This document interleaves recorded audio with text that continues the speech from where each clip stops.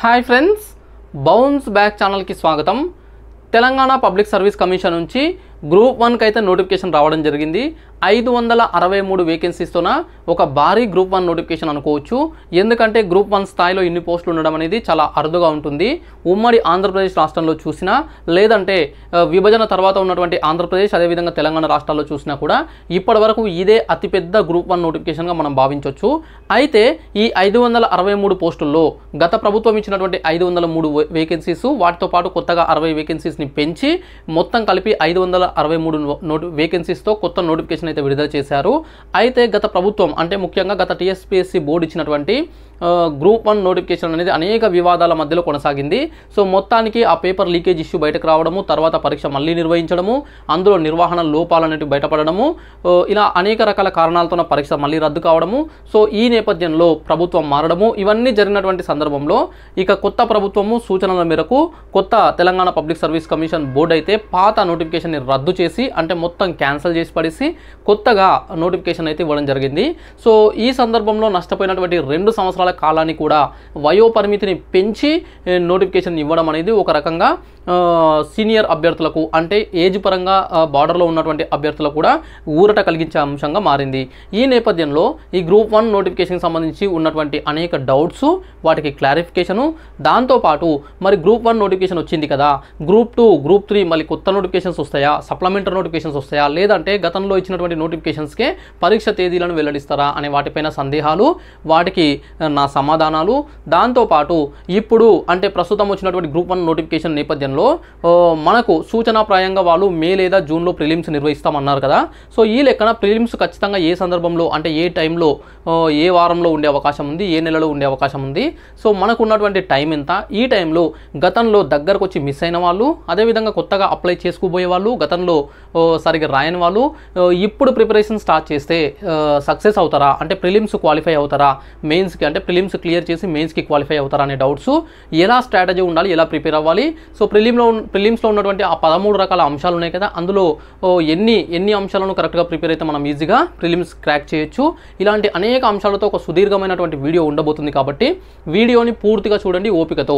So కొంత స్పీడ్గా పెట్టుకొనైనా చూడండి, కానీ స్కిప్ చేయకుండా చూస్తే ప్రతి అంశం పైన మీకు క్లారిటీ వస్తుంది. ఓకే, చూసిన తర్వాత మీకు కనుక నచ్చితే ఖచ్చితంగా లైక్ చేయండి, షేర్ చేయండి. అదేవిధంగా ఛానల్ని కొత్తగా చూస్తున్న వాళ్ళైతే సబ్స్క్రైబ్ చేసుకోవడం ద్వారా ఇలాంటి కంటెంట్ మీకు చాలా అందుతుంది. ఓకే, సో దాంతోపాటు ఈ గ్రూప్ 1 ప్రిలిమినరీకి సంబంధించినటువంటి ఇతర చాలా అంశాలు కూడా ఈ వీడియోలో అందించే ప్రయత్నం చేస్తా. ఇక టాపిక్లోకి వెళ్ళిపోదాము.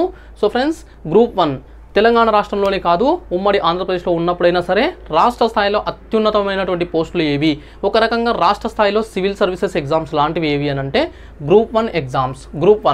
గ్రూప్ పరీక్షలలో అత్యున్నత కేటగిరీలో ఉన్నటువంటి ఉద్యోగాలన్నీ కూడా ఉంటాయి. గతంలో ఇందులో చాలా పోస్టులు స్టేట్ క్యాడర్లో ఉండే, తెలంగాణ ప్రభుత్వం అయితే వీటన్నిటిని కూడా స్టేట్ క్యాడర్ నుంచి తొలగించి మల్టీ జోనల్ తెలంగాణలో ప్రస్తుతం ఉన్నటువంటి 2 మల్టీ జోన్ల వారిగా ఈ మల్టీ జోనల్ క్యాడర్లో వీటిని అయితే భర్తీ చేయడం జరుగుతుంది. అయితే ఇందులో పాత నోటిఫికేషన్ రద్దు చేశారు. కారణాలు మనకు తెలిసిందే, పేపర్ లీకేజ్లు, ఎగ్జామ్ నిర్వహణలో లోపాలు, అనేక రకాల అంశాల కారణంగా గతంలో పరీక్షలు రద్దు కావడం, మొత్తానికైతే నోటిఫికేషనే రద్దు చేసి పడేయడం అయితే జరిగింది. ఇక ఈ నోటిఫికేషన్ వద్దు అని చెప్పేసి క్యాన్సిల్ చేశారు కొత్త నోటిఫికేషన్ ఇవ్వడం కోసం. అలా రద్దు చేయొచ్చా అంటే చేయొచ్చు. అంటే రిక్రూట్మెంట్ ప్రాసెస్లో ముఖ్యంగా పరీక్షలు జరగకంటే ముందు అందులో కూడా ఇలాంటి అవకతవకలు, క్వశ్చన్ పేపర్ లీకేజ్లు ఇలాంటివి కనుక వస్తే మొత్తం నోటిఫికేషన్ రద్దు చేసే అవకాశము, అధికారం కూడా పబ్లిక్ సర్వీస్ కమిషన్కి ఉంటుంది. కాబట్టి రద్దు చేయడంలో ఎలాంటి వివాదాలు అయితే లేవు. నెక్స్ట్, కొత్త నోటిఫికేషన్ రద్దు చేసిన రోజునే ఇమ్మీడియట్గా కొత్త నోటిఫికేషన్ కూడా ఇవ్వడం జరిగింది. 563 వేకెన్సీస్. అయితే ఇందులో ఇది అతి భారీ నోటిఫికేషన్ అనుకోవచ్చు. సో 100 పోస్టులే కదా, వాటికి అతి భారీ అని అనడం ఎందుకు అనంటే, ఒక రకంగా సివిల్ సర్వీసెస్ లాంటి ఉద్యోగాలు రాష్ట్ర స్థాయిలో అనుకున్నప్పుడు ఒక రాష్ట్రానికి, అంటే గతంలో 10 జిల్లాలు ఇప్పుడు 33 జిల్లాలు ఉన్నటువంటి ఒక రాష్ట్రానికే 563 వేకెన్సీస్ రావడం అనేది ఎప్పుడు జరగలే. కాబట్టి ఇది పెద్ద నోటిఫికేషనే. అయితే ఇందులో మనకు అనేక రకాల పోస్టులు ఉన్నాయి. అనేక రకాలు అంటే డిప్యూటీ కలెక్టర్లు ఉన్నాయి, డిఎస్పీలు ఉన్నాయి, కమర్షియల్ ట్యాక్స్ ఆఫీసర్లు ఉన్నాయి, మున్సిపల్ కమిషనర్లు ఉన్నాయి, ఎంపీడీఓ అనే పోస్టులు ఉన్నాయి, అదేవిధంగా డిస్ట్రిక్ట్ పంచాయతీరాజ్ ఆఫీసర్లు ఉన్నాయి. వాటితో పాటు ఇంకా చాలా రకాల పోస్టులు ఉన్నాయి. అంటే అసిస్టెంట్ ఆడిట్ ఆఫీసర్లు, అసిస్టెంట్ ట్రెజరీ ఆఫీసర్లు, సోషల్ వెల్ఫేర్ ఆఫీసర్లు, బీసీ వెల్ఫేర్ ఆఫీసర్లు, ఇలా చాలా రకాల పోస్టులు అన్నీ కూడా రాష్ట్ర స్థాయిలో ఆయా డిపార్ట్మెంట్లలో అత్యున్నత పోస్టులు అయినటువంటి ఉద్యోగాలు ఉన్నాయి. అందులో 3 రకాల వేకెన్సీస్ మాత్రము ఎప్పటి నుంచో, గతంలో నుంచైనా సరే గత కొన్ని దశాబ్దాల నుంచి మరియు ప్రస్తుతం కూడా చూసినట్లయితే చాలా క్రేజ్ ఉన్నటువంటి పోస్టులు. అదొకటి డిప్యూటీ కలెక్టర్, మనం దీన్నే ఆర్డీఓ పోస్ట్ అని చెప్పేసి అంటాం, రెవెన్యూ డివిజనల్ ఆఫీసర్గా నియమించే పోస్టు ఈ డిప్యూటీ కలెక్టర్. రెండవది DSP, okay, deputy superintendent of police, DSP. మూడవది సిటిఓ, కమర్షియల్ ట్యాక్స్ ఆఫీసర్, ప్రస్తుతం అయితే assistant commissioner of state taxes అని చెప్పేసి అంటున్నాం. సో సిటిఓ అని కూడా అంటాం. ఈ పోస్టులు, ఈ మూడు చాలా క్రేజియస్ట్ పోస్టులు.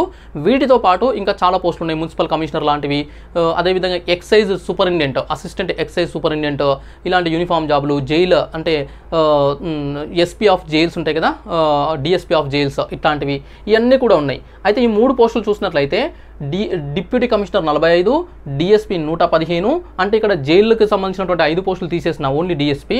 నెక్స్ట్ కమర్షియల్ ట్యాక్స్ ఆఫీసర్ 48 ఉన్నాయి. సో ఇవే 200 పైన ఉన్నాయి, 208. సో ఇది ఎందుకు గుడ్ న్యూస్ అంటే, సో సాధారణంగా ఒక జనరల్ కేటగిరీలో ఉన్న అభ్యర్థి కూడా 100 లోపు ర్యాంక్ వస్తే డిప్యూటీ కమిషనర్, డిఎస్పీ, సిటిఓ ఈ మూడిట్లో ఏదో ఒక పోస్టు పొందే అవకాశం ఉంది. గతంలో అయితే ఇప్పుడున్నటువంటి ఆంధ్రప్రదేశ్లో వచ్చినటువంటి నోటిఫికేషన్లో కూడా చూసినట్లయితే మొత్తం వేకెన్సీసే 89. ఇక్కడ ఈ 3 పోస్టులు కలిపే 208 ఉంది. కాబట్టి తెలంగాణ రాష్ట్ర అభ్యర్థులకు ఇదొక మంచి అవకాశము అని చెప్పుకోవచ్చు. కారణాలు చాలా ఉన్నాయి. గత కొన్నేళ్లుగా, అంటే ముఖ్యంగా 10-15 ఏళ్లుగా నోటిఫికేషన్స్ లేకపోవడము, ఇలాంటి కారణాలు ఉన్నాయి. కానీ ఏది ఏమైనప్పటికీ ప్రస్తుతం అయితే ఒక మంచి అవకాశం ఉంది, సద్వినియోగం చేసుకోండి. నెక్స్ట్ ఆన్లైన్ అప్లికేషన్ ప్రాసెస్ వచ్చేసి 23 ఫిబ్రవరిన స్టార్ట్ అవుతుంది, 14 మార్చి రోజున ఎండ్ అవుతుంది. సో ఆన్లైన్లో అప్లికేషన్ చేసుకోవాల్సి ఉంటుంది. ఈ అప్లికేషన్ అనేది ఎవరు చేయాలి? గతంలో అప్లై చేసుకున్న వాళ్ళు మాత్రమే చేయాలా, లేదంటే ఇప్పుడు కొత్తగా అప్లై చేసే వాళ్ళు మాత్రమే చేయాలా, అందరూ చేయాలా? ఎవరు చేయాలి, ఎవరు చేయొద్దు అని అంటే, ఈ నోటిఫికేషన్ పాతది రద్దు అయిపోయింది కాబట్టి ఇక ఆ నోటిఫికేషన్ సంబంధించిన ఆనవాళ్ళు ఏమీ లేవు.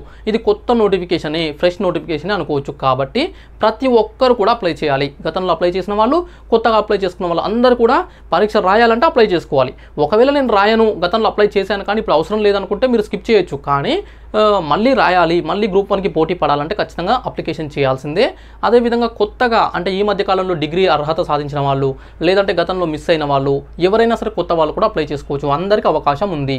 ఓకే, సో అయితే ఇక్కడ ఓల్డ్ అండ్ న్యూ 2 కేటగిరీలు ఉన్నాయి. కాబట్టి ఓల్డ్ అప్లికెంట్స్, గతంలో ఆల్రెడీ అప్లికేషన్ చేసిన వాళ్ళు, మీ ఓటీఆర్ ద్వారా వన్ టైం రిజిస్ట్రేషన్ నెంబర్ ఉంటుంది కదా, మీ యొక్క టీఎస్పీఎస్సీ ఐడి, వాటి డేట్ ఆఫ్ బర్త్ వాటి ద్వారా లాగిన్ అవుతారు. సో అయిన తర్వాత, అంటే మీ టీఎస్పీఎస్సీ ఐడి ద్వారా లాగిన్ అయిన తర్వాత అప్లికేషన్ టైంలో రీ అప్లికేషన్ అనే ఆప్షన్ చూపిస్తుంది. రీ అప్లికేషన్ ద్వారా అప్లికేషన్ చేయాలి ఓల్డ్ అప్లికెంట్స్, గతంలో అప్లై చేసిన వాళ్ళు. అలా కాకుండా కొత్తగా అప్లై చేసే వాళ్ళైతే డైరెక్ట్గా అప్లికేషన్ చేయొచ్చు. అయితే గతంలో అప్లై చేసిన వాళ్ళైతే మళ్ళీ ఫీజు చెల్లించాల్సిన అవసరం లేదు. No need to pay fee అని చెప్పేసి కూడా ఇచ్చారు. అంటే రూపాయి కూడా చెల్లించాల్సిన అవసరం లేదు. ఆ ఇంటర్నెట్ షాప్లో కనుక అప్లై చేస్తే వాడికి ఇచ్చేటువంటి ఆ 20-30 రూపాయల అప్లికేషన్, లేదంటే 100 రూపాయల అప్లికేషన్ తప్ప పబ్లిక్ సర్వీస్ కమిషన్కి అయితే ₹1 చెల్లించాల్సిన అవసరం లేదు. నెక్స్ట్ కొత్త అప్లికెంట్స్ అయితే మాత్రం ఫీజు చెల్లించాల్సి ఉంటుంది, 200 + 120. Okay, 200 application processing fee, 120 exam fee అని చెప్పేసి 2 ఫీజులు ఉన్నాయి. మొత్తం 320 పే చేయాలి. అందులో ₹120 చాలామందికి ఎగ్జామ్షన్ కూడా ఉంది. ఓకే, ఇది అప్లికేషన్కి సంబంధించి. అయితే ఇది అప్లికేషన్ చేసిన తర్వాత, అప్లికేషన్ చేసే టైంలో వన్ టైం రిజిస్ట్రేషన్ ఒకసారి మీరు మళ్ళీ చెక్ చేసుకోండి. మీ ఓటీఆర్లో కనుక వన్ టైం రిజిస్ట్రేషన్ ఆల్రెడీ చేసుకుని ఉంటే, అందులో ఏమైనా ఎడిట్ చేయాల్సినవి ఉంటే, కొన్ని తప్పులు ఏమైనా ఉంటే వాటిని ఎడిట్ చేసుకొని అప్లికేషన్ చేసుకోండి. లేదు కొత్తగా అప్లై చేస్తాము అనుకునే వాళ్ళు ఫస్ట్ వన్ టైం రిజిస్ట్రేషన్ తయారు చేసుకొని, అంటే ఓటీఆర్ని క్రియేట్ చేసుకొని అప్లికేషన్ చేసుకొని, ఆ ఓటీఆర్ వచ్చిన తర్వాత అప్లికేషన్ చేసే ప్రాసెస్ అయితే ఉంటుంది. నెక్స్ట్ ప్రిలిమినరీ పరీక్ష ఎప్పుడు అని అంటే మే లేదా జూన్ 2024 అని చెప్పేసి నోటిఫికేషన్లో ఒక టెంటేటివ్ మంత్ అని చెప్పేసి ఇవ్వడం జరిగింది. టెంటేటివ్ అంటే ఇది చేంజ్ కూడా కావచ్చు పరిస్థితులను బట్టి, కానీ వాళ్ళు ప్రాథమికంగా మే లేదా జూన్లో నిర్వహించాలి అని చెప్పేసి అనుకుంటున్నారు. అదే మెన్షన్ చేశారు. నేను గత 2-3 నెలల నుంచి కూడా చెప్తున్నా, గ్రూప్ 1 రద్దయినప్పటి నుంచి కూడా, అంటే పరీక్ష రద్దయినప్పటి నుంచి కూడా చెప్తున్నా. సో కొన్ని వందల మందికి చెప్పిన ఎప్పుడు ఉంటుంది గ్రూప్ 1 ప్రిలిమ్స్ ఎప్పుడు ఉంటుంది అని అంటే, నేను మే లేదా జూన్లో ఉంటుంది, మే లేదా జూన్లో ఉంటుందని చెప్తూనే ఉన్నా. సో అవే తేదీలు ఎక్స్పెక్టెడ్ ఇప్పుడు కూడా రావడం జరిగింది. అయితే నా అంచనా ప్రకారము మేలో ఉండే అవకాశాలు లేవు, 99% లేవు. ఓకే, 99% మేలో జరగదు. ఓకే, 1% ఛాన్సెస్ కూడా ఉన్నాయి. జూన్లోనే జరిగే అవకాశాలు ఎక్కువ ఉన్నాయి. అంటే ఇక్కడ 99% లేదు అని అంటే జూన్లో జరగడానికి 99% అవకాశం ఉంది, 1% మాత్రమే మేలో జరగడానికి అవకాశం ఉంది. ఎందుకంత ఖచ్చితంగా చెప్తున్నారు అని అంటే 2 అంశాలు. ఒకటి, లోక్సభ ఎన్నికలకు సంబంధించినటువంటి నోటిఫికేషన్ ఇప్పటివరకు రావాల్సింది, కానీ ఇంకా రాలేదు. మార్చి 9 తర్వాత వచ్చే అవకాశం ఉంది అని చెప్పేసి అంటున్నారు.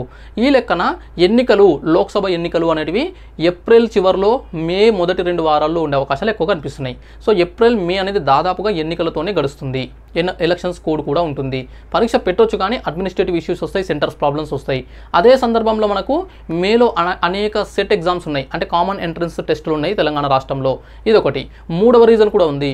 మనకు మే 26వ తేదీన సివిల్ సర్వీసెస్ ప్రిలిమినరీ పరీక్ష ఉంది. సో ఇక్కడ చాలామంది అభ్యర్థులు సివిల్ సర్వీసెస్కి అప్లై చేసిన వాళ్ళు గ్రూప్ 1 కూడా రాస్తుంటారు, గ్రూప్ 1 రాసే వాళ్ళు సివిల్స్ కూడా రాస్తుంటారు. కాబట్టి ఇక్కడ ఇబ్బంది అవుతుంది ఎగ్జామ్స్ దగ్గర ఉండడం వల్ల. కాబట్టి కొంత కనీసం 15 రోజులైనా గ్యాప్ ఇవ్వాల్సిన అవసరం ఉంటుంది. అయితే ముందైనా పెట్టాలి, లేదంటే తర్వాత అయినా పెట్టాలి. సో ముందు పెట్టాలి అంటే మే మొదటి 2 వారాల్లో పెట్టాల్సిన సిచ్యువేషన్ ఉంటుంది. అప్పుడు పాసిబుల్ అయ్యే అవకాశం లేదు.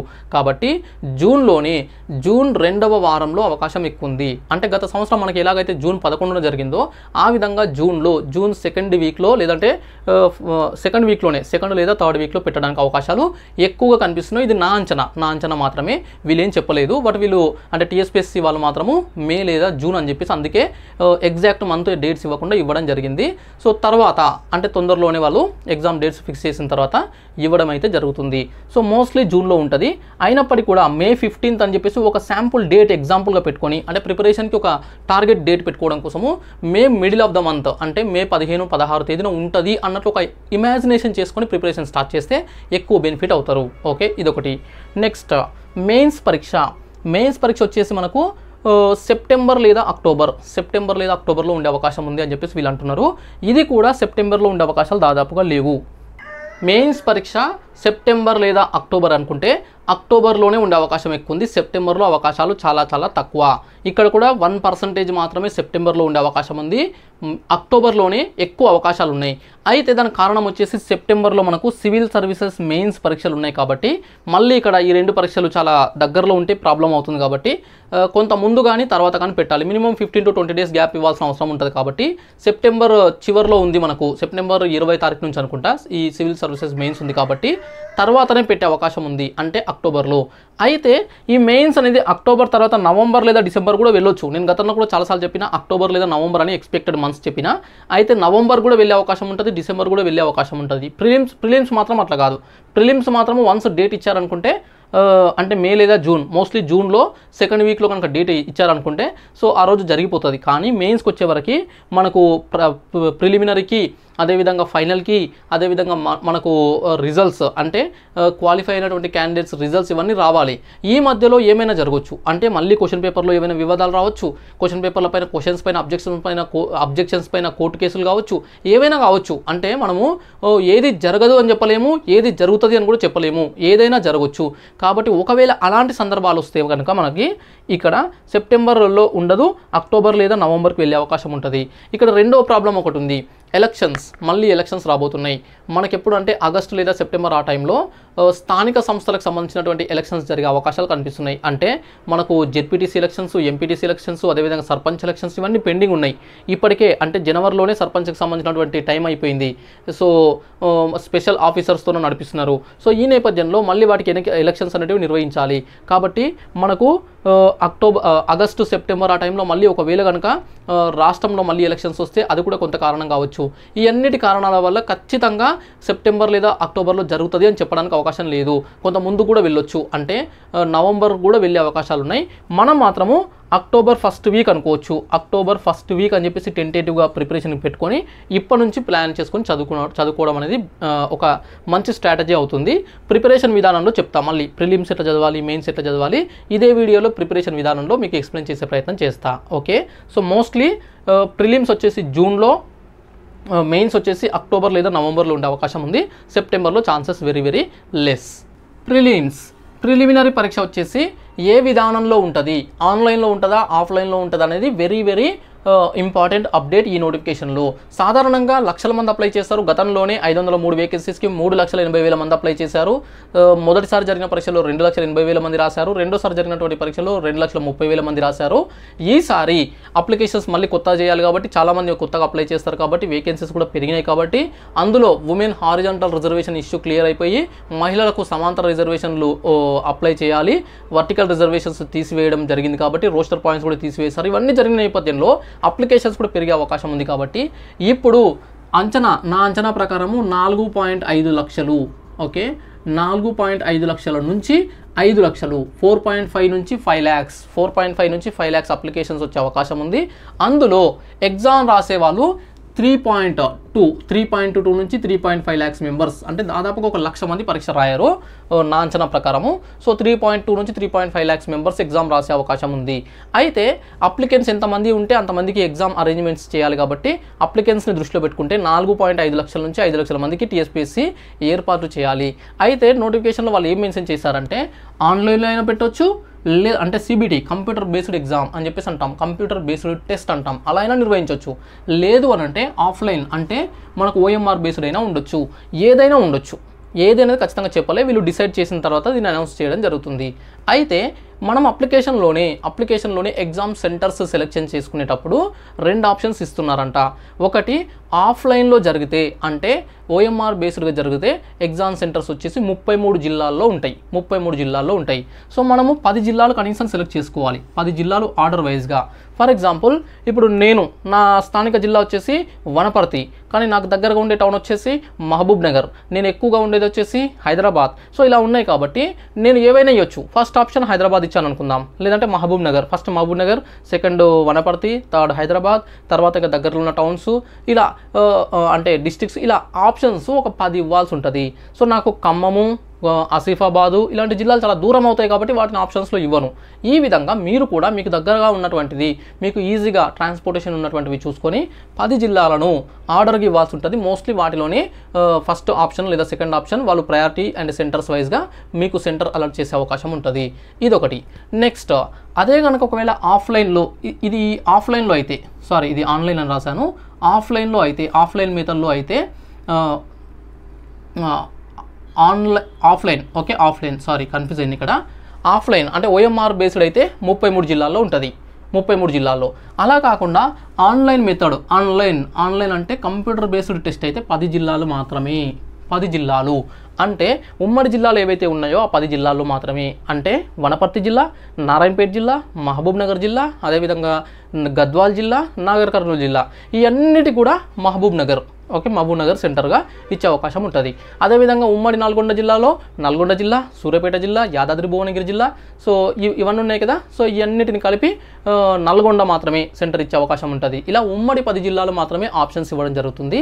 ఆన్లైన్ అయితే 10 డిస్ట్రిక్ట్స్, ఆఫ్లైన్ అయితే 33 జిల్లాలు ఇచ్చే అవకాశం ఉంది. నెక్స్ట్ మెయిన్స్ పరీక్ష కూడా మెయిన్స్ పరీక్ష వచ్చేసి మనకు ఆఫ్లైన్ మెథడ్ అంటే పేపర్ పెన్ మెథడ్లోనే ఉంటుంది. మనకు ఆన్సర్స్ అనేవి మొత్తం కూడా పేపర్లోనే రాయాల్సి ఉంటుంది. సో ఇది వచ్చేసి హెచ్ఎండిఏ పరిధిలో, అంటే హైదరాబాద్ మెట్రోపాలిటన్ డెవలప్మెంట్ అథారిటీ ఉంది కదా, సో ఈ హైదరాబాద్ పరిధిలోనే ఉండే అవకాశం ఉంది. అయితే అవసరమైతే వేరే జిల్లాల్లో కూడా నిర్వహించే అధికారం మాకుంది అని చెప్పేసి కూడా వాళ్ళు మెన్షన్ చేశారు. ఎందుకంటే సిచ్యువేషన్ డిమాండ్ చేస్తే అలా కూడా నిర్వహించవచ్చు. అయితే ఇక్కడ కూడా ఒక మెయిన్ అప్డేట్ ఏముందంటే ఈ మెయిన్స్ అనేది ఆన్లైన్లో ఏం నిర్వహించరు, కానీ క్వశ్చన్ పేపర్ మాత్రము ఆన్లైన్లో ఇవ్వచ్చు లేదా ఆఫ్లైన్లో ఇవ్వచ్చు. అంటే ఆన్లైన్ అంటే ఏంటంటే మనకు ట్యాబ్స్ అనేటివి ఇచ్చి అందులో క్వశ్చన్ పేపర్ డిస్ప్లే అవుతుంది. మనకు కరెక్ట్ ఎగ్జామినేషన్ టైం స్టార్ట్ అయిన వెంటనే క్వశ్చన్స్ మనకు డిస్ప్లే అవుతాయి. వాటిని మనం క్వశ్చన్స్ చూసుకొని ఆన్సర్స్ రాయాల్సి ఉంటుంది. ఎగ్జామ్ అయిపోయిన వెంటనే అది మొత్తం ఆటోమేటిక్గా క్వశ్చన్స్ అనేటివి వెళ్ళిపోతాయి. సో ఈ మెథడ్ ఒకటి, అంటే మనకు ట్యాబ్స్ ఇస్తారు, ఆ ట్యాబ్లో క్వశ్చన్ పేపర్ వస్తుంది, తర్వాత ఎగ్జామ్ అయిపోయిన తర్వాత క్వశ్చన్ పేపర్ వెళ్ళిపోతుంది. ఇది మెథడ్. లేదా డైరెక్ట్ మాన్యువల్ పేపర్, అంటే మనకు ప్రింట్ పేపర్ హార్డ్ కాపీ ఇచ్చే అవకాశం కూడా ఉంది. ఈ రెండిట్లో ఏ మెథడ్ అయినా పెట్టొచ్చు అని చెప్పేసి కూడా వీళ్ళు అన్నారు. సో ఈ ఆన్లైన్లో క్వశ్చన్ పేపర్ ఇచ్చే మెథడ్ మీరేం భయపడొద్దు. సో సింపుల్గానే ఉంటుంది. నేను ఆల్రెడీ ఏపీపీఎస్సీకి సంబంధించినటువంటి గ్రూప్ 1 మెయిన్స్ విధానంలో నేను రాయడం జరిగింది సో గతంలో, కాబట్టి అది పెద్ద ప్రాబ్లం ఏం కాదు. అయితే అలా నిర్వహించవచ్చు, లేదంటే ఆఫ్లైన్ మెథడ్లో కూడా నిర్వహించవచ్చు. ముఖ్యంగా ఈ క్వశ్చన్ పేపర్లు లీకేజీలు ఇలాంటివి కాకుండా ఉండాలి అనే దానికి తీసుకుంటున్నటువంటి చర్యలుగా మనం భావించవచ్చు. ఇదొకటి మెయిన్ అప్డేట్. సో ఇది prelims, mains. Next eligibility applicants ఎవరు ఎలిజిబుల్ అని అంటే సాధారణంగా దాదాపుగా ప్రతి పోస్టు కూడా ఎనీ డిగ్రీ, ఏదైనా ఒక డిగ్రీ ఉంటే సరిపోతుంది. కానీ రీజనల్ ట్రాన్స్పోర్ట్ ఆఫీసర్ అని చెప్పేసింది కదా, ఆర్టీఓ అంటాం, చాలా డిమాండ్ ఉండేటువంటి పోస్టులో ఇదొకటి. ఆర్టీఓకు మాత్రము మెకానికల్ ఇంజనీరింగ్, లేదంటే ఆటోమొబైల్ ఇంజనీరింగ్, లేదా ఈక్వలెంట్ దానికి సమానంగా ఉన్నటువంటి ఏదైనా విభాగాలలో వీళ్ళు డిగ్రీ ఉన్నటువంటి వాళ్ళు మాత్రమే అర్హులు. ఓకే, సో ఇది మిగతా వాళ్ళకు ఈ ఆర్టీఓకి ఎలిజిబిలిటీ కాదు. Next ATO assistant treasury officer అని చెప్పేసి అంటాం. ట్రెజరీస్ డిపార్ట్మెంట్లో ఉంటుంది ఏటీఓ. దీనికి డిగ్రీ ఇన్ కామర్స్ లేదా ఎకనామిక్స్ లేదా మ్యాథ్స్ అంటే మనం చదివినటువంటి ఎడ్యుకేషన్లో ఏదో ఒక సెమిస్టర్లో ఒక సబ్జెక్ట్ ఉంటే సరిపోదు. సో వాళ్ళకు కనీసం అంటే వాళ్ళ డిగ్రీయే ఆ మ్యాథ్స్కి సంబంధించి ఉండాలి. కాబట్టి డిగ్రీ ఇన్ కామర్సు లేదా డిగ్రీ ఇన్ ఎకనామిక్స్ లేదంటే డిగ్రీ ఇన్ మ్యాథ్స్ వీళ్ళకి మాత్రమే ఈ అసిస్టెంట్ ట్రెజరీ ఆఫీసర్ అనే ఉద్యోగానికి అర్హత అనేది ఉంటుంది. ఇవి దాదాపుగా 40కి పైగా ఉన్నట్లున్నాయి, 41, ఇవి ఒక 4 ఉన్నట్లున్నాయి. సో ఇవి మినహాయిస్తే మిగతా వాటికి ఎనీ డిగ్రీ ఏదైనా డిగ్రీతోనే అర్హత ఉంది. ఇది educational qualifications. Next physical requirements ఏమైనా ఉన్నాయా అంటే కొన్ని పోస్టులకు ఉన్నాయి. యూనిఫామ్ పోస్టులకు ముఖ్యంగా డిఎస్పి ఉంది కదా, అంటే డిప్యూటీ సూపరింటెండెంట్ ఆఫ్ పోలీసు, అదేవిధంగా ఏఈఎస్ అసిస్టెంట్ ఎక్సైజ్ సూపరింటెండెంట్ అని చెప్పేసి అంటాం. ఎక్సైజ్ డిపార్ట్మెంట్ అంటే ఈ ఆబ్కారీ శాఖ ఉంది కదా, దానికి సంబంధించినటువంటి సూపరింటెండెంట్. ఈ 2 పోస్టులకు పురుష అభ్యర్థులకు 165 సెంటీమీటర్లు, అదే మహిళా అభ్యర్థులకు 150 సెంటీమీటర్స్ ఉంది. ఇది వీళ్ళకు హైట్. ఓకే, సో ఎత్తుకు సంబంధించి. Next DSJ deputy superintendent of జైల్స్కి సంబంధించినటువంటి డిప్యూటీ సూపరింటెండెంట్కి ఎక్కువ హైట్ అంటే 167.6 సెంటీమీటర్స్ అడుగుతున్నారు. 167.6 ఈ పోస్టుకు అంటే ఇవి 5 ఉన్నాయి. ఈ 5 వేకెన్సీస్కి 167.6 సెంటీమీటర్స్ హైట్ మినిమం ఉంటేనే క్వాలిఫై అవుతారు అభ్యర్థులు. సో ఈ 2 మాత్రము ఫిజికల్ రిక్వైర్మెంట్స్ ఉన్నాయి. 3 పోస్టులు DSP, AES assistant excise superintendent, అదేవిధంగా డిఎస్జే. ఈ 3. మిగతా వాటికి హైట్ ఎంతైనా ఉండొచ్చు, హైట్తో సంబంధం లేదు, వెయిట్తో సంబంధం లేదు. నెక్స్ట్ ఏజ్ వయోపరిమితి. ఇది కూడా ఈసారి కొంత మార్పు జరిగింది. ముఖ్యంగా గత 2 సంవత్సరాలు తీవ్రంగా నష్టపోయారు అభ్యర్థులు. ఆర్థికంగా నష్టపోయిన దాన్ని ఏదో విధంగా సంపాదించుకోవచ్చు, అప్పు చేసినా తీర్చుకోవచ్చు, డబ్బు పోగొట్టుకున్నా వాటిని సంపాదించవచ్చు, ఇదంతా ఓకే. కానీ ఏజ్ ఒక్కరోజు దాటిపోయినా కూడా ఏజ్ను మాత్రం తిరిగి బ్యాక్ సంపాదించుకోలేం. కాబట్టి ఏజ్ రిలాక్సేషన్ అయితే ఇవ్వడం జరిగింది. అంటే నోటిఫికేషన్ రద్దు చేయడము ఇవన్నీ నేపథ్యంలో 2 ఇయర్స్ లాస్ అయ్యారు. కాబట్టి 2 సంవత్సరాలు ఏజ్ రిలాక్సేషన్ పెంచడంతోన గతంలో ఇచ్చినటువంటి ఏజ్ రిలాక్సేషన్ 10 ఇయర్స్, ఇప్పుడు 2 ఇయర్స్, ఇవన్నీ కలుపుకొని నోటిఫికేషన్లో వయోపరిమితి సాధారణ అభ్యర్థులకు 18 నుంచి 46 సంవత్సరాలు, మినిమం 18 ఇయర్స్ నిండి ఉండాలి. 46 సంవత్సరాల వయసు వరకు కూడా అందరూ అర్హులే. ఓకే, ఎక్సెప్ట్ ఈ యూనిఫామ్ పోస్టులు. ఓకే, ఈ యూనిఫామ్ పోస్టులు అయినటువంటి DSP, deputy superintendent of jails, assistant excise sub ఇన్స్పెక్టర్కి మాత్రము 18 నుంచి 35 సంవత్సరాలు, 18 to 35 ఇయర్స్ మాత్రమే ఉంటుంది.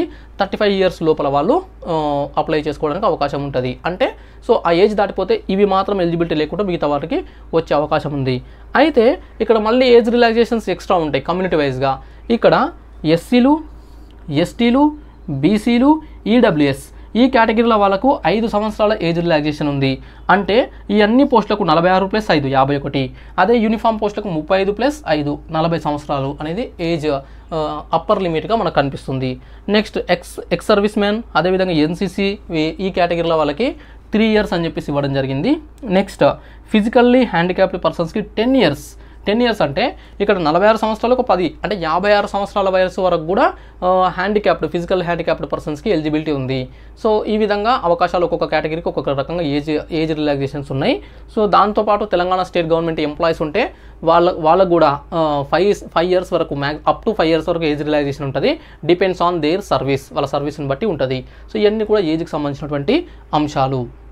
సెలక్షన్ ప్రాసెస్ ఎలా ఉంటుంది చాలామందికి తెలుసు, తెలియని వాళ్ళు కొత్త వాళ్ళు కూడా చాలామంది చూస్తారు కాబట్టి ఇది క్లియర్గా చెప్తున్నా. సెలక్షన్ ప్రాసెస్ 2 లెవెల్స్ ఎగ్జామ్ ఉంటుంది. ఫస్ట్ లెవెల్ వచ్చేసి ప్రిలిమినరీ ఎగ్జామినేషన్, దీన్నే ప్రిలిమ్స్ అని చెప్పేసి అంటాము. 150 మార్కులకు ఉంటుంది. ఈ 150 మార్కులకు ఉన్నటువంటి ఈ ప్రిలిమ్స్ ఎగ్జామినేషన్లో అంటే ఉన్నటువంటి వేకెన్సీస్కి అంటే మొత్తము 563 వేకెన్సీస్ ఉన్నాయి కదా. ఈ 563 వేకెన్సీస్కి 1:50 ఒక పోస్టుకు 50 మంది చొప్పున మెయిన్స్కి క్వాలిఫై చేస్తారు. అంటే దాదాపుగా 28,150 మంది మెయిన్స్కి క్వాలిఫై అవుతారు. అయితే ఇక్కడ క్వాలిఫికేషన్ మార్క్స్ ఏమైనా మినిమం మార్క్స్ ఉన్నాయా అంటే ఎస్ మెన్షన్ చేశారు. ఓసీ క్యాండిడేట్స్, ఈడబ్ల్యూఎస్ క్యాండిడేట్స్ అయితే 40% మార్క్స్ అంటే 150లో 40%. ఓకే, అంటే 60 మార్కులు తెచ్చుకోవాల్సి ఉంటుంది కనీసం, తక్కువలో తక్కువ 60 వచ్చినంత మాత్రాన క్వాలిఫై అవుతారంటే మళ్ళీ గ్యారంటీ ఉండదు. ఎందుకంటే ఆ పైన మళ్ళీ మెరిట్ చూస్తారు, మెరిట్ వైజ్గా ర్యాంక్ వైజ్గానే ఉంటుంది. కానీ మినిమం 60 అయితే రావాలి. ఒకవేళ 60 కంటే తక్కువ వస్తే నెక్స్ట్ లెవెల్కి క్వాలిఫై చేసే అవకాశం ఉండదు. మినిమం క్వాలిఫైయింగ్ మార్క్స్ రావాలి. ఓసీ క్యాండిడేట్స్, ఈడబ్ల్యూఎస్ క్యాండిడేట్స్కి 40%, ఇక బీసీలకు వచ్చేసి 35%, ఎస్సీ ఎస్టీలకు వచ్చేసి 30% అని చెప్పేసి మెన్షన్ చేశారు. ఇక్కడ ఎస్సీ ఎస్టీలకు ఇంకొక రిలాక్సేషన్ కూడా ఇచ్చారు. ఒకవేళ వాళ్ళకు 30% మార్క్స్ కూడా రాలేదు ఈ క్యాండిడేట్స్ అంటే, సో వాళ్ళకు ఉన్నటువంటి వేకెన్సీస్ ప్రకారంగా 1:50 సెలెక్ట్ చేసే క్రమంలో వాళ్ళకు 30% మార్కులు అంటే 45 మార్కులు, కనీసం 45 మార్కులు కూడా రాని వాళ్ళు కనుక ఉంటే, అంటే 45 మార్కులు కూడా దాటిన వాళ్ళు ఈ 1:50 సరిపోవట్లేదు, షార్టేజ్ అవుతున్నారు అని అంటే కింద వాళ్ళని కూడా అంటే వాళ్ళ ర్యాంక్ వైజ్గా తీసుకునే అవకాశం ఉంటుంది. కానీ బీసీలకు ఓసీలకు మాత్రం ఆ ఫెసిలిటీ లేదు, ఖచ్చితంగా దాటాల్సిందని చెప్పేసి నోటిఫికేషన్లో క్లియర్గా మెన్షన్ చేయడం అయితే జరిగింది. ఓకే, సో మొత్తంగా 28,150 మంది మెయిన్స్ అయితే రాయబోతున్నారు. సో వాస్తవానికి ఇక్కడ కట్ ఆఫ్ మార్కులు అనేటివి అంటే కట్ ఆఫ్ మార్కులు అని వాళ్ళు బయటకు చెప్పరు, మన మార్కులు కూడా మనకు బయటకు చెప్పరు. కానీ సో మనకు మొదటిసారి జరిగినప్పుడు అంటే అక్టోబర్ 16, 2022లో జరిగినటువంటి పరీక్షలో అయితే 72, 73 దగ్గర 72, 73 లేదా 75, 72 నుంచి 75 మధ్యలో ఓపెన్ కట్ ఆఫ్ అయినట్లుగా మనకు తెలుస్తుంది. కొంతమంది అభిప్రాయం ప్రకారము 75 నుంచి 78 మధ్యలో అయిందని చెప్పేసి కూడా అంటున్నారు. సో ఏ విధంగా చూసినా 75 అనేది యావరేజ్ మార్క్స్ అంటే సగం మార్కులు తెచ్చుకుంటే ఓపెన్ కేటగిరీలోనే మెయిన్స్కి సెలెక్ట్ అయ్యే అవకాశం ఉంది. ఈసారి ఇంకా పోస్టులు కూడా పెరిగినాయి కాబట్టి. ఓకే, నెక్స్ట్ ఇక బీసీలు, ఎస్సీలు, ఎస్టీలు అయితే వాళ్ళకు ఉన్నటువంటి రిజర్వేషన్ ప్రకారము 72, 70, 68 ఇక్కడ కూడా కట్ ఆఫ్ అయ్యే అవకాశం ఉంటుంది. ఇప్పుడు కూడా దాదాపుగా అలాంటి స్టాండర్డ్ వస్తే అదే విధంగా కట్ ఆఫ్ అయ్యే అవకాశము ఉంటుంది. సో మనము మినిమం 75 మార్క్స్ మనం ఖచ్చితంగా తెచ్చుకోగలిగితే 99% సేఫ్ జోన్లో ఉన్నట్లే. ఓకే, ఇది ఎందుకు చెప్తున్నా అంటే తర్వాత ప్రిపరేషన్ ప్లాన్కి మీకు పనికి వస్తుందని చెప్పేసి. అయితే ఇందులో ప్రిలిమ్స్కి సంబంధించి సిలబస్, ప్రిలిమ్స్ కావచ్చు, ఇది ప్రిలిమ్స్ ఫస్ట్ స్టేజ్, మెయిన్స్ అనేది రెండవ స్టేజ్ ఉంటుంది, 900 మార్కులకు ఉంటుంది. అయితే మనకు ఉద్యోగాన్ని ఇవ్వడంలో తీసుకునే పరిగణించే మార్కులు మాత్రం మెయిన్స్ మార్కులు మాత్రమే, ప్రిలిమ్స్ అనేది మెయిన్స్కి క్వాలిఫై చేయడం కోసం మాత్రమే. అయితే సిలబస్ ఏమీ మార్చలేదు, సిలబస్ అస్సలు మార్చలేదు. సిలబస్ చాలామంది మారుతుందేమో అని చెప్పేసి అనుకున్నారు, కానీ ఎక్కడ ఎలాంటి ఒక కామా ఒక పులి స్టాప్ను కూడా టచ్ చేయకుండా సిలబస్ని మెయింటైన్ చేయడం జరిగింది. నో సిలబస్ చేంజ్డ్, కాబట్టి ఎవరు కంగారు పడాల్సిన అవసరం లేదు. ఇదొకటి. ఇక ప్రిలిమ్స్ సిలబస్ చూసినట్లయితే మనకు 13 అంశాలతో ఉన్నాయి. 150 మార్కులకు 13 టాపిక్స్ నుంచి ఇస్తున్నారు. 13 టాపిక్స్ అంటే ఈక్వల్గా ఇస్తారా అంటే 150 డివైడెడ్ బై 13 చేసేసి 11 పాయింట్ సంథింగ్ మార్కులు ఇస్తారా అంటే లేదు, అట్లా ఏముండదు. కొన్నింటి నుంచి 13 ఇవ్వచ్చు, కొన్నింటి నుంచి 15 మార్కులు ఇవ్వచ్చు, కొన్నింటి నుంచి 10 మార్కులు ఇవ్వచ్చు, కొన్ని ఏరియాస్ నుంచి కొన్ని టాపిక్స్ నుంచి 5 మార్కులు ఇవ్వచ్చు. కాబట్టి ఇక్కడ ఎగ్జాక్ట్గా ఒక రేషియో ప్రకారం ఇస్తారు అని చెప్పేసి చెప్పుకోవడానికి లేదు, ఇది గుర్తుపెట్టుకోండి. అయితే యావరేజ్గా 10 నుంచి 12 మధ్యలో మెయింటైన్ చేసే అవకాశం అయితే ఉంది. మినిమం 10, మ్యాక్సిమం 15 మధ్యలో 10 to 15 మధ్యలో క్వశ్చన్స్ ఇవ్వడానికి అవకాశం ఉంది, ఎగ్జాక్ట్గా అని చెప్పలేము. నెక్స్ట్ అందులో ఉన్నటువంటివి current affairs, international relations, general science. ఈ జనరల్ సైన్స్లో ఫిజిక్స్, బయాలజీ, కెమిస్ట్రీ ఇవి కాకుండా వీళ్ళు ఫోకస్ చేసిన area India's achievements in science and technology, అంటే సైన్స్ అండ్ టెక్నాలజీలో భారతదేశం యొక్క విజయాలు. ఫర్ ఎగ్జాంపుల్ రీసెంట్గానే మనకు చంద్రయాన్ 3 అనేది ఒక పెద్ద గొప్ప విజయంగా చూడొచ్చు. అదేవిధంగా ఆదిత్య L1కి సంబంధించినటువంటిది. దాంతోపాటు రీసెంట్గానే అనేక వాతావరణ ఉపగ్రహాలు అనేటివి సక్సెస్ఫుల్గా మనం లాంచ్ చేస్తున్నాం. సో మన భారతదేశానికి ఇండిపెండెన్స్ వచ్చినప్పటి నుంచి ఇప్పటివరకు శాస్త్ర సాంకేతిక రంగాలలో అంటే నాట్ ఓన్లీ ఇన్ స్పేస్, అణుశక్తి కావచ్చు, లేదంటే ఇతర జెనెటిక్ ఇంజనీరింగ్లో కావచ్చు, మెడికల్ సైన్స్లో కావచ్చు, ఎందులో అయినా సరే. ఓకే, సో ఏ విభాగంలో అయినా సరే సైన్స్ అండ్ టెక్నాలజీకి సంబంధించి ఇండియా చేసినటువంటి అచీవ్మెంట్స్ అన్నీ కూడా దీని కిందకి వస్తాయి. ఓకే, సో ఇవి కాబట్టి సైన్స్ అండ్ టెక్నాలజీ ఫోకస్ చేస్తున్నారు. Next environment and disaster management, పర్యావరణం మరియు విపత్తు నిర్వహణ చర్యలు. అదేవిధంగా ఎకనామిక్ అండ్ సోషల్ డెవలప్మెంట్, సింపుల్గా చెప్పాలంటే ఆర్థిక అభివృద్ధి అని చెప్పేసి అనుకోవచ్చు, ఆర్థిక సామాజిక అభివృద్ధి. నెక్స్ట్ జాగ్రఫీ, ఇందులో ప్రపంచ జాగ్రఫీ, వరల్డ్ జాగ్రఫీ అంటే బేసిక్ కాన్సెప్ట్స్ ఉంటాయి, అంటే మనకు సౌర కుటుంబం నుంచి మొదలు పెడితే అనేక కాన్సెప్ట్స్ ఉంటాయి.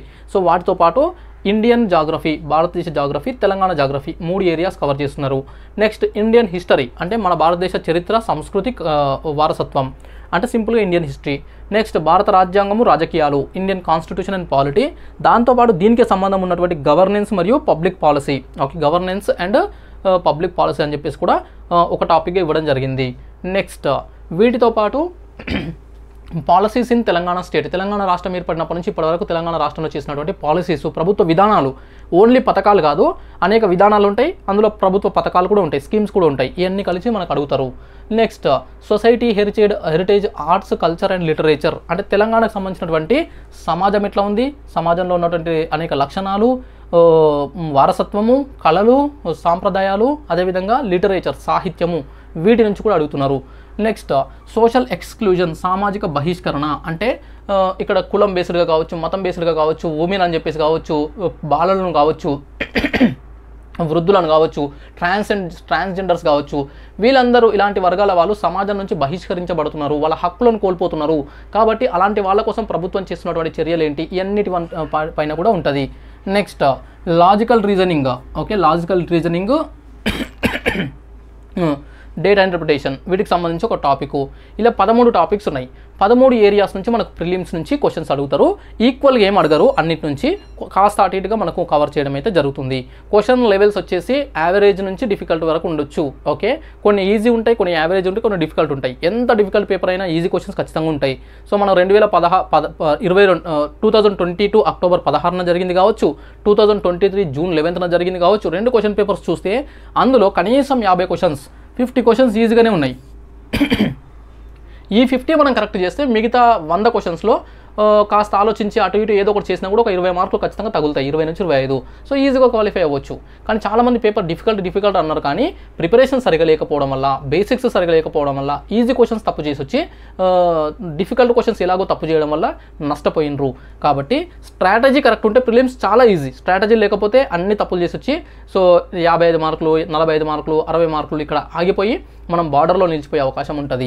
కాబట్టి సో దీనికి నేను ఇచ్చే స్ట్రాటజీ ఏంటి మీకు అనంటే, ముఖ్యంగా నేను ఇదే స్ట్రాటజీ ఫాలో అవ్వడం ద్వారా 2 సార్లు అంటే 2 సార్లు జరిగినటువంటి ప్రిలిమినరీ పరీక్షలలో 2 సార్లు కూడా 95+ మార్క్స్ స్కోర్ చేయడం జరిగింది. ఓకే, సో 95+ మార్క్స్ 2 టైమ్స్, ఒకసారి కాదు. సో దానికి నేను తీసుకున్న స్ట్రాటజీ ఏంటంటే 13లో 3 అంశాలు స్కిప్ చేయడం. 13లో కనీసం 3 లేదా 4 అంశాలు స్కిప్ చేసి 8 లేదా 9 టాపిక్స్ని మాత్రమే పర్ఫెక్ట్గా చదువుకోవడము. నాకు అన్ని 13 అంశాలపైన నాకు అవగాహన ఉంది, చదివిన సబ్జెక్ట్సే అయినప్పటికీ ఒక 3 లేదా 4 ఫోకస్ చేయకుండా పక్కన పెట్టేసి రిమైనింగ్ 8 నుంచి 9 మాత్రమే ఎక్కువ టార్గెట్ చేయడం జరిగింది. సో మీకు కూడా అలాంటి కాన్సెప్ట్స్ ఇవ్వడం జరుగుతుంది. సో మీరు నచ్చిన వాళ్ళు నా స్ట్రాటజీలో ఫాలో అయ్యి మెయిన్స్కి సెలెక్ట్ అవుతారనుకున్న వాళ్ళు ఫాలో అవ్వచ్చు. మీ ఓన్ స్ట్రాటజీ లేదంటే వేరే వాళ్ళు ఇచ్చే స్ట్రాటజీ ఉన్న వాళ్ళు అదే ఫాలో అయిపోండి. అయితే నేను తీసుకున్న వాటిలో ముఖ్యంగా కవర్ చేసినటువంటి అంశాలు, ఫస్ట్ వన్ ఇండియన్ హిస్టరీ, భారతదేశ చరిత్ర ఒకటి, భారత రాజ్యాంగం ఒకటి,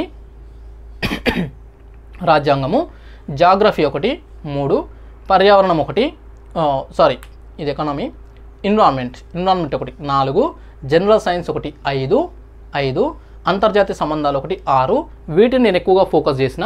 దాంతోపాటు ఇక్కడ ఇవి పాలసీస్, తెలంగాణ పాలసీస్ 7, సొసైటీ 8, దాంతోపాటు రీజనింగ్ 9, సోషల్ ఎక్స్క్లూజన్ 10. ఈ 9 to 10 9 లేదా 10 నేను ఎక్కువగా టార్గెట్ చేయడం జరిగింది. మిగతావి నాకు కొంత అవగాహన ఉంది మిగతావి కూడా, కాబట్టి అక్కడ కూడా కొన్ని మార్క్స్ చేసిన.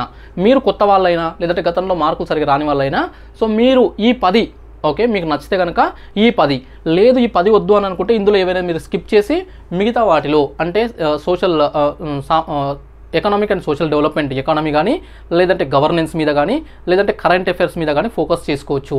సో కరెంట్ అఫైర్స్ ఫోకస్ చేసినా కూడా బాగానే ఉంటుంది. సో నేను ఈ 10ని టార్గెట్ చేసిన. అందుకే ఇప్పుడు చాలామంది అడుగుతున్నారు, సో ఒక ఏదైనా కోర్స్ లాంచ్ చేయండి లేదంటే ఏదైనా మాకు ఇన్పుట్ ఇవ్వండి అని చాలామంది రిక్వెస్ట్ చేసినందుకు గాను ఒక పీడిఎఫ్ కోర్స్ కూడా, ఇది కేవలం ఎవరైతే ఇన్పుట్ లేదు అనుకున్న వాళ్ళు, మంచి కంటెంట్ లేదనుకున్న వాళ్ళు తీసుకోవచ్చు. ఆల్రెడీ మన దగ్గర టార్గెట్ 1000 కానీ, గ్రూప్ 2 కోర్స్ కానీ, గ్రూప్ 3 కోర్స్ కానీ లేదంటే ఈ మూడిట్లో కాంబినేషన్ కానీ తీసుకున్న వాళ్ళు ఉంటే అవసరం లేదు, అక్కడ ఉన్న కంటెంటే సరిపోతుంది. కొత్తగా అంటే ఈ కోర్సులు ఏవి తీసుకునే వాళ్ళు కంటెంట్ కావాలి అనుకుంటే only PDF course at the rate of 100 rupees, వాస్తవానికి 500 రూపీస్, బట్ ప్రజెంట్గా డిస్కౌంట్ కూడా పెట్టినా. సో 100 రూపాయల్లోనే మీకు తెలుగు మీడియంకి సంబంధించినటువంటి పీడిఎఫ్ కోర్స్ అనేది 10 టాపిక్స్ అవుట్ ఆఫ్ 13, ఇక్కడ ఉన్నటువంటి 13 టాపిక్స్లో 3 స్కిప్ చేసి మొత్తం 10 టాపిక్స్తో ఇవ్వడం అయితే జరుగుతుంది. ఇక్కడ నా టార్గెట్ వచ్చేసి 80+ మార్క్స్ కవర్ చేయడం. 80+ మార్క్స్ ఎట్లా వస్తాయి?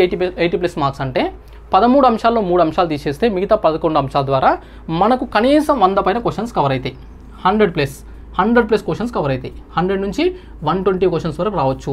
ఇందులో నేను ఇచ్చే కంటెంట్ కవర్ చేసేది, ఎందుకంటే నా కంటెంట్ నుంచి మొత్తం అన్ని నా దాంట్లోకి క్వశ్చన్ పేపర్ తయారు చేయరు కదా, కాబట్టి నేను కవర్ చేసేటువంటి క్వశ్చన్స్ 80+ కవర్ చేయొచ్చు.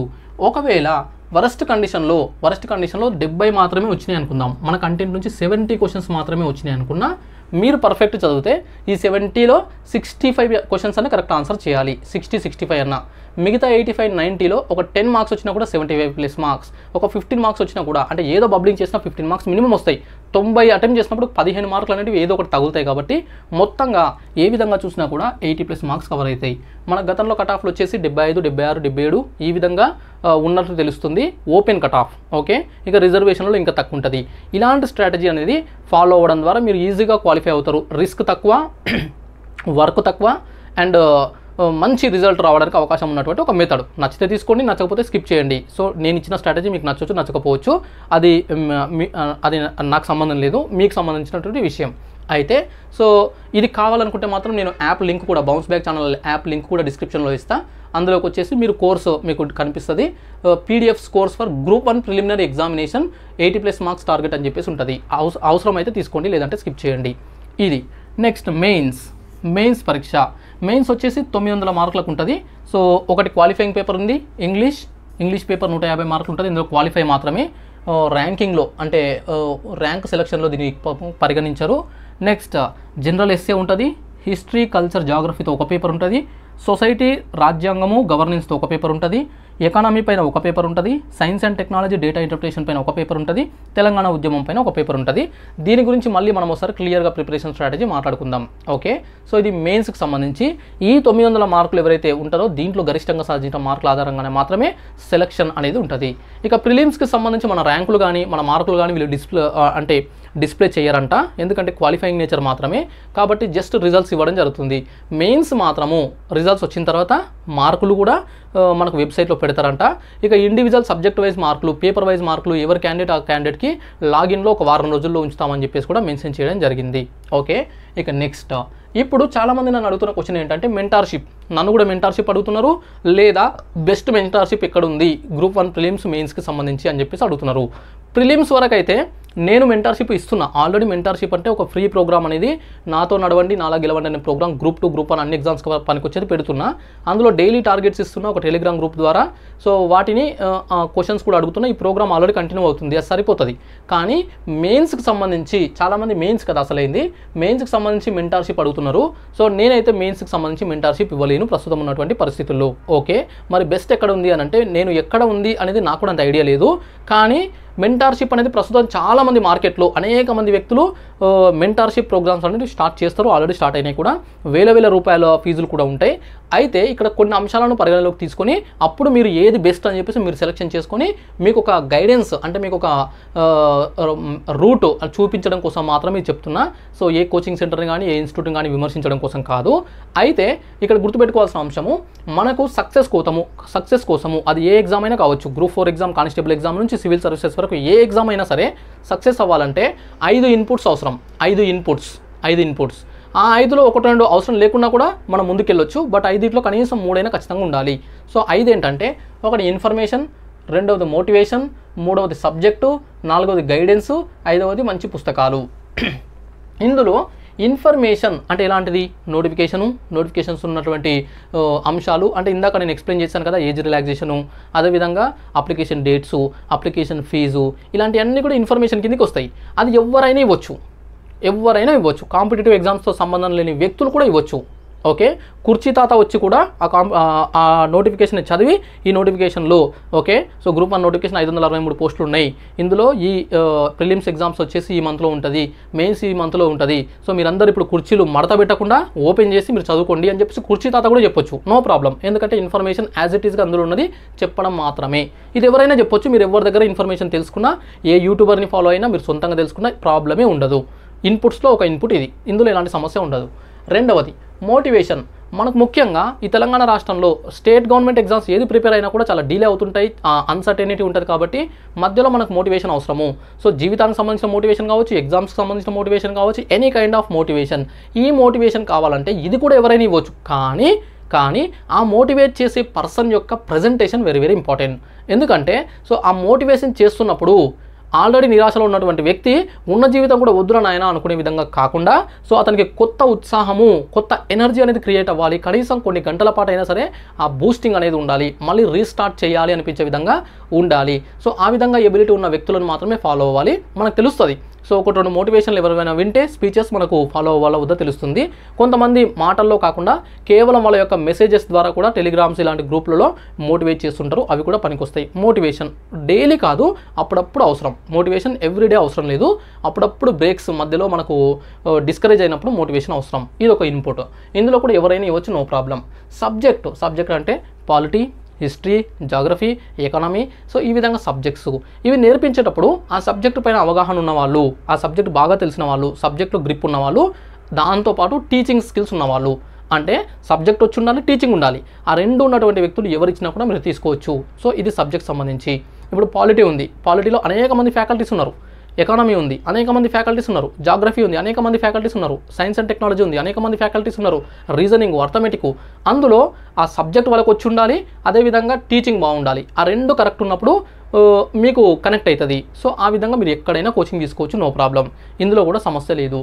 నెక్స్ట్ పుస్తకాలు అనేటివి ఇది చాలా మార్కెట్లో చాలా పుస్తకాలు వస్తున్నాయి, వందల కొద్ది పుస్తకాలు వస్తున్నాయి. నేను ఎప్పుడు చెప్పే అంశం ఏంటంటే ఒక పుస్తకాన్ని 10 సార్లు చదువు, 10 పుస్తకాలను ఒకసారి చదవడం కాదు. ఓకే, సో ఒక పుస్తకాన్ని 10 సార్లు చదువు ఒక సబ్జెక్ట్ సంబంధించి. సెలెక్ట్ చేసుకునేటప్పుడు మోస్ట్లీ తెలుగు అకాడమీ పుస్తకాలు, ఎన్సీఆర్టీ పుస్తకాలు, అదేవిధంగా కొంతమంది స్టాండర్డ్ ఆథర్స్ సంబంధించిన పుస్తకాలను మోస్ట్లీ అవి ప్రిఫర్ చేయండి. అవి కుదరకపోతే ఇంకేదైనా తీసుకోవచ్చు. కానీ సో ఏవి పడితే అవి వాస్తవానికి సబ్జెక్ట్ అంతా కూడా ఒక పుస్తకంలో ఒక పుస్తకంలోకి మొత్తం అదే కంటెంట్ని డంప్ చేసి మొత్తము ఇటు తిప్పి అటు తిప్పి అదే మొత్తం కాపీ కొడుతున్నారు. సో అయితే మీరు ఒక పుస్తకాన్ని సెలెక్ట్ చేసుకున్న తర్వాత దాన్ని నమ్మాలి, దాన్నే చదవాలి, మళ్ళీ దాన్నే చదవాలి, దాని నుంచి నోట్స్ తయారు చేసుకోవాలి, దాన్ని రివిజన్ చేసుకోవాలి. ఆ పుస్తకం మొత్తం పర్ఫెక్ట్ అయిపోవాలి. అప్పుడే మీకు జాబ్స్ అనేవి ఈజీగా వస్తాయి. బుక్ ఏది సెలెక్ట్ చేసుకున్నా కూడా, ఏ సబ్జెక్ట్ అయినా కూడా. సో ఇక్కడ కూడా పెద్ద కాంట్రవర్సీ లేదు. Okay, no problem. ఇక లాస్ట్ మిగిలింది గైడెన్స్. ఇది అతి ముఖ్యమైన అంశము, గైడెన్స్. ఈ మార్గనిర్దేశకము గైడెన్స్ అనే దాంట్లో మనకు ఏ ఎగ్జామ్కి సంబంధించి అయినా సరే అచీవర్స్ నుంచి గైడెన్స్ తీసుకోవడం బెస్ట్. అచీవర్స్ అంటే for example group 2, group 3, group 4 ఇలాంటివి ఉన్నాయి కదా. సో ఈ ఎగ్జామ్స్ ఇలాంటి కేటగిరీలో సక్సెస్ అయిన పర్సన్స్ నుంచి గైడెన్స్ తీసుకుంటే వాళ్ళ యొక్క టిప్స్ అనేవి సక్సెస్ వైపు చాలా వరకు తీసుకెళ్తాయి. ఓకే, ఫెయిల్యూర్ అయిన పర్సన్స్ నుంచి కూడా కొన్ని తీసుకోవాలి, కానీ 100% వాళ్ళ విధానం మాత్రమే ఫాలో అవుతే ఆల్రెడీ వాళ్ళు ఫెయిల్ అయినారు కాబట్టి మనం కూడా ఫెయిల్ అయ్యే అవకాశం ఉంటుంది. సో సక్సెస్ అయిన పర్సన్స్, ఫెయిల్యూర్ అయిన పర్సన్స్ ఇద్దరి దగ్గర నుంచి తీసుకోవాలి. ఫెయిల్ అయిన పర్సన్స్ నుంచి కొన్ని అంటే చేయకూడని నేర్చుకోవాలి, సక్సెస్ అయిన పర్సన్స్ నుంచి చేయాల్సినవి నేర్చుకోవాలి. ఈ విధంగా మనం ముందుకెళ్ళాలి. మోస్ట్లీ గైడెన్స్ సక్సెస్ఫుల్ పర్సన్స్ నుంచి తీసుకోండి. ఓకే, సో ఇప్పుడు గ్రూప్ 1 ఉంది. గ్రూప్ 1కి సంబంధించి అనేక మెంటార్స్ ఉంటారు. చాలామంది ఇన్స్టిట్యూట్స్ వాళ్ళు, చాలామంది టీచర్స్ కూడా మెంటార్షిప్ ఇస్తారు. యాక్చువల్గా వాళ్ళకు ఒక్కసారి కూడా గ్రూప్ 1 రాసిన అనుభవం ఉండదు. సబ్జెక్ట్లో జెమ్స్ ఉంటారు, సబ్జెక్ట్స్లో వాళ్ళ ఎక్స్పర్ట్స్ ఉండొచ్చు. ఏదైనా ఒక సబ్జెక్ట్ తీసుకుంటే దాంట్లో వాళ్ళు చాలా నీట్ ఎక్స్ప్లెనేషన్, మంచి కంటెంట్ ఇచ్చే వ్యక్తులు అయి ఉండొచ్చు. కానీ గ్రూప్ 1 మెయిన్స్ అనే దానికి సబ్జెక్ట్ ఒక్కటి సరిపోదు కదా. సబ్జెక్ట్ ఉన్నటువంటి వాళ్ళు సివిల్ సర్వీసెస్ మెయిన్స్ అయినా, గ్రూప్ 1 మెయిన్స్ అయినా సబ్జెక్ట్ వల్ల ఫెయిల్ అవ్వరు. సబ్జెక్ట్ వచ్చినా కూడా చాలామంది ఫెయిల్ అవ్వడానికి కారణము సరైన ప్రజెంటేషన్ లేకపోవడము, ఆన్సర్ రైటింగ్ సరిగా రాయకపోవడము, ఇన్ టైంలో ఫినిష్ చేయకపోవడము, క్వశ్చన్ డిమాండ్ అర్థం చేసుకోకపోవడము, ఆ క్వశ్చన్ డిమాండ్కి తగినటువంటి పాయింట్స్ని వాళ్ళు అక్కడ డెలివర్ చేయకపోవడము. ఓకే, ఇలాంటి అనేక రకాల అంశాల వల్ల వాళ్ళు మెయిన్స్ ఫెయిల్ అవుతుంటారు. కాబట్టి సో సబ్జెక్ట్ ఇచ్చినటువంటి అంటే గైడెన్స్ ఇచ్చే వ్యక్తికి సబ్జెక్ట్ మాత్రమే ఉంటే సరిపోదు, అనుభవం కూడా ఉండాలి. ఓకే, కాబట్టి ఇక్కడ మీరు మ్యాక్సిమం ఎవరిని సెలెక్ట్ చేసుకున్నా గైడెన్స్ విషయంలో, ముఖ్యంగా మెంటార్షిప్ అనే విషయంలో మీరు అచీవర్స్. గ్రూప్ 1 అయితే కనీసం గ్రూప్ 1లో ఏదో ఒక అచీవ్ చేసినటువంటి పర్సన్, సివిల్ సర్వీసెస్ అయితే సివిల్ సర్వీసెస్లో కనీసం మెయిన్స్ క్లియర్ చేసి ఇంటర్వ్యూకి సెలెక్ట్ అయిన క్యాండిడేట్, ఫైనల్గా సెలెక్షన్ రాకపోయినా సరే మెయిన్స్ క్లియర్ చేసి ఇంటర్వ్యూకి సెలెక్ట్ అయినటువంటి క్యాండిడేట్. ఈ విధంగా అలాంటి వాళ్ళని సెలెక్ట్ చేసుకొని మీరు గైడెన్స్ తీసుకోవడం ఉత్తమమైన మార్గం అని చెప్పేసి నా సలహా మాత్రమే. ఓకే, ఇది ఎందుకంటే మార్కెట్లో చాలా ఉన్నాయి. సో అందులో ముఖ్యంగా ఇవన్నీ ఏవి తీసుకున్నా, ఇన్ఫర్మేషన్, మోటివేషన్, సబ్జెక్ట్ బుక్స్ ఏవి తీసుకున్నా గైడెన్స్ విషయంలో చాలా జాగ్రత్తగా ఉండాలి.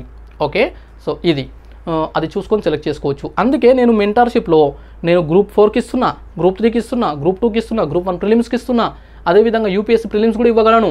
కానీ మెయిన్స్కి ఇవ్వట్లేదు. నేను ఎందుకు ఇవ్వట్లేదు అంటే నేను ఇంకా అచీవ్ చేయలే.